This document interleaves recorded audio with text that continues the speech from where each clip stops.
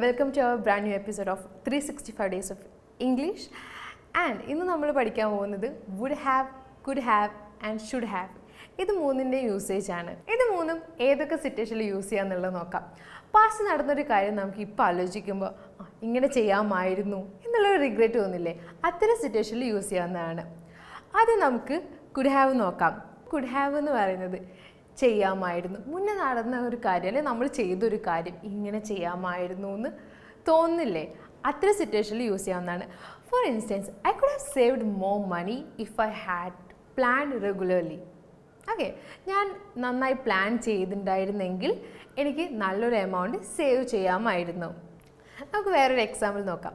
He could have become famous if he had pursue his career in acting. അതായത് അവൻ്റെ career ആക്ടിങ്ങിൽ pursue ചെയ്തിരുന്നെങ്കിൽ അവൻ കൂടുതൽ ഫേമസ് ആവാമായിരുന്നു. ഓക്കെ, നമുക്ക് വുഡ് ഹാവിൻ്റെ ഒരു എക്സാമ്പിൾ നോക്കാം. I would have helped you if you had call me. Okay, നീ എന്നെ വിളിച്ചിരുന്നെങ്കിൽ ഞാൻ നിന്നെ ഹെൽപ്പ് ചെയ്തേനെ. അങ്ങനെ പറയുന്ന സിറ്റുവേഷനിലാണ് വുഡ് ഹാവ് യൂസ് ചെയ്യുക. അപ്പോൾ നമ്മൾ രണ്ട് കാര്യങ്ങൾ പറഞ്ഞു, കുഡ് ഹാവും പറഞ്ഞു, വുഡ് ഹാവും പറഞ്ഞു. കുഡ് ഹാവ് ആകുമ്പം എന്തെങ്കിലും ചെയ്യാമായിരുന്നു എന്നർത്ഥമാണ് വരുന്നത്. വുഡ് ഹാവ് ആകുമ്പം അതിൽ ചെയ്തേനെ, ആ ഒരു ഡിഫറൻസ് ആണ് അത് രണ്ടിനും വരുന്നത്. ഇനി നമ്മൾ മൂന്നാമതായിട്ടുള്ള ആളാരാണ്? Should have. Okay, should have ആകുമ്പം ചെയ്യണമായിരുന്നു, ലൈക്ക് നമ്മൾ മസ്റ്റായിട്ട്, ലൈക്ക് പാസ്റ്റിലാണ് നടന്നത് എന്നിരുന്നാലും നമ്മൾ പ്രസൻറ്റിൽ പറയുമ്പോൾ നീ അത് ചെയ്യണമായിരുന്നു. ഇനി നമുക്ക് ഷുഡ് ഹാവിൻ്റെ എക്സാമ്പിൾസ് നോക്കാം.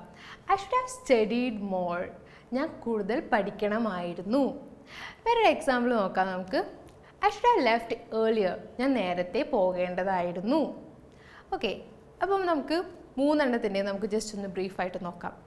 കുഡ് ഹാവ്, എന്തെങ്കിലും ഒരു കാര്യം നമ്മൾ പാസ്റ്റിൽ ചെയ്തത് നമുക്ക് ഇപ്പോൾ ആലോചിക്കുമ്പോൾ ചെയ്യണമായിരുന്നു എന്ന് തോന്നുന്ന സിറ്റുവേഷനിലാണ് കുഡ് ഹാവ് യൂസ് ചെയ്യുന്നത്. വുഡ് ഹാവ് ആണെങ്കിൽ ഏതെങ്കിലും ഒരു സിറ്റുവേഷൻ, അതായത് പാസ്റ്റിൽ നടന്നൊരു കാര്യം നമ്മൾ ചെയ്തേനെ എന്ന് വരുന്ന സിറ്റുവേഷനിലാണ് വുഡ് ഹാവ് യൂസ് ചെയ്യുന്നത്. ആൻഡ് തേർഡ് വൺ ഏതാണ്? Should have. അതായത് നിർബന്ധമായിട്ടും ചെയ്യണമായിരുന്നു, അതായത് മുന്നേ നടന്നൊരു കാര്യമാണ് നമ്മളിപ്പോൾ പറയുമ്പോൾ നിർബന്ധമായിട്ടും അത് ചെയ്യണമായിരുന്നു അങ്ങനെ പറയില്ലേ, അത്ര സിറ്റുവേഷനിൽ യൂസ് ചെയ്യുന്നതാണ് ഷുഡ് ഹാവ്. അപ്പോൾ ഇന്നത്തെ എല്ലാ ടോപ്പിക്സും മനസ്സിലായി എന്ന് വിശ്വസിക്കുന്നു. എന്തെങ്കിലും ഡൗട്ട്സ് ഉണ്ടെങ്കിൽ കമൻറ്റ് ചെയ്യുക. ആൻഡ് കൂടുതൽ ടോപ്പിക്സുമായിട്ട് അടുത്ത എപ്പിസോഡിൽ വരുന്നതായിരിക്കും. ചിയേഴ്സ്. ഒരു പേഴ്സണൽ മെൻറ്ററിൻ്റെ സഹായത്തോടെ ഇംഗ്ലീഷ് പഠിക്കാൻ നിങ്ങൾക്ക് താല്പര്യമുണ്ടോ? If you are interested, our contact details are in the description below. Feel free to contact us.